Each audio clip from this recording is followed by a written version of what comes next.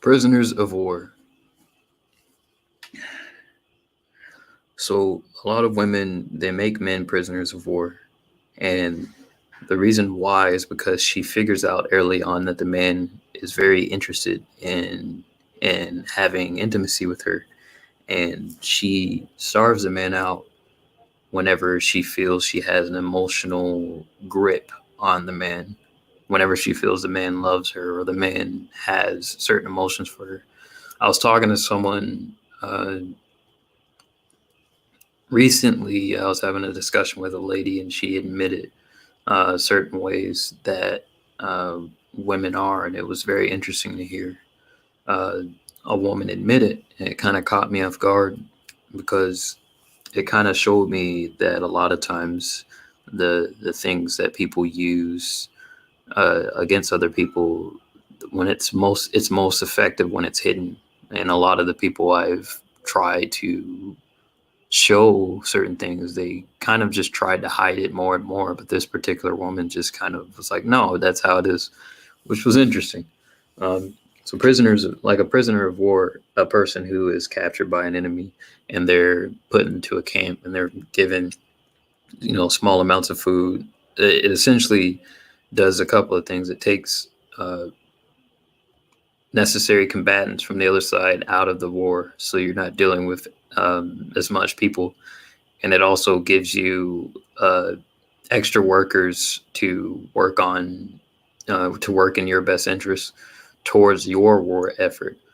So the men end up helping out the men that they were fighting against, right?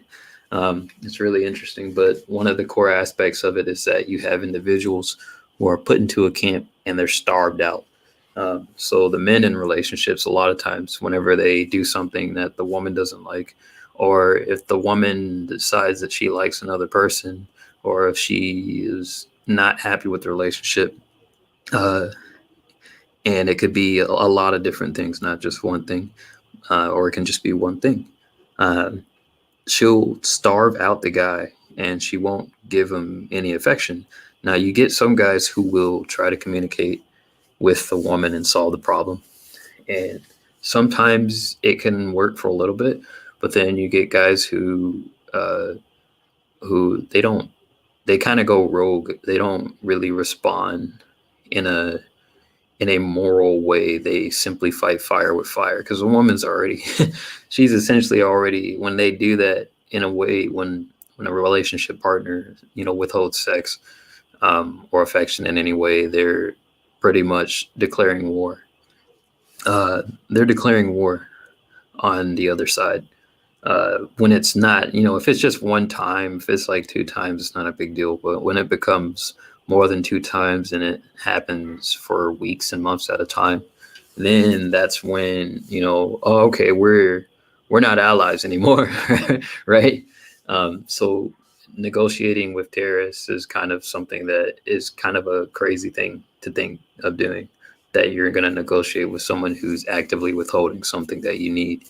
Um, which is why when people say, well, why don't you communicate with this person? Well, would you want to communicate with a person who is keeping you from getting something that you need in life? It's kind of a dark thing to do to someone. And so why would you want to communicate with someone who already has dark intentions toward you? Uh, it's an interesting thing because whenever an issue comes up, um, people will always say, "Hey, communicate." But then the person who's doing this thing, a lot of times, there's something else beneath it, and they're not necessarily going to tell you what that is because they're still in the process of doing said thing because it's a manipulation. So asking won't necessarily get you the answer. Now, I guess you still can communicate, but when someone is being malicious towards you, uh, the communication to them becomes something that they can use against you. So uh, many times people will get silent or they'll distance themselves, which I completely understand why they do this. Now, most times guys have higher sex drives, so this is used against guys mostly, I would argue, especially the men who are end up in marriages and stuff like that. At first, the women try hard because she wants to get the guy's commitment, but this can happen the other way around. Uh, Guys can do it to women too. I just don't know where it happens as much, but it definitely can. I could be wrong on that. But prisoners of wars, uh, yeah, you end up being starved out again. The person has no remorse, and they're not showing any kind of specific empathy towards the needs that you have for intimacy. And it can get to the point where the person literally doesn't want you to touch them anymore. And when you try to touch them, they get angry at you, things like that. And you're kind of just sitting there like, this is kind of insane. Now, it's actually happened to me, so it is a real thing, and it does happen. And as a solution, I would argue one of the things you can do is you can do the petty thing. You can simply get attention elsewhere while you're in the relationship, or you can simply leave the person. Now, for men, leaving, here's the thing, dark strategies, right? So take away the 100% morality, because if you just leave, then you're not going to have, if you're an average guy, you're not really going to have the right energy when you go up to another woman and talk to her. So I think having a woman, it gives men certain energy, and the other woman can pick up on that you have a woman.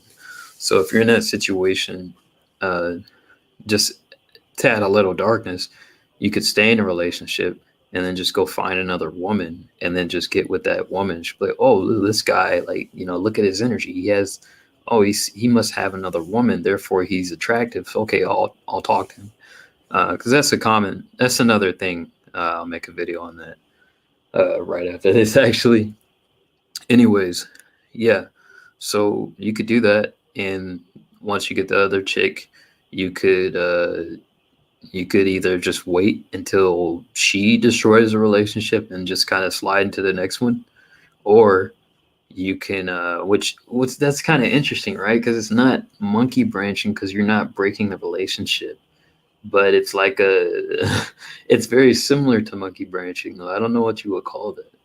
Or you could let's see, what else could you do? You could leave and go cold turkey, but I don't think that would work as well for a guy. That works for women because they have unlimited options. But if you're trying to actually, have a fallback or something like that, now if you actually do need time to process the relationship and you're not just trying to go off some narcissistic or psychopathic kind of trait, then I guess you could take time off. But I guess it's from guy to guy. Yeah, prisoners of war.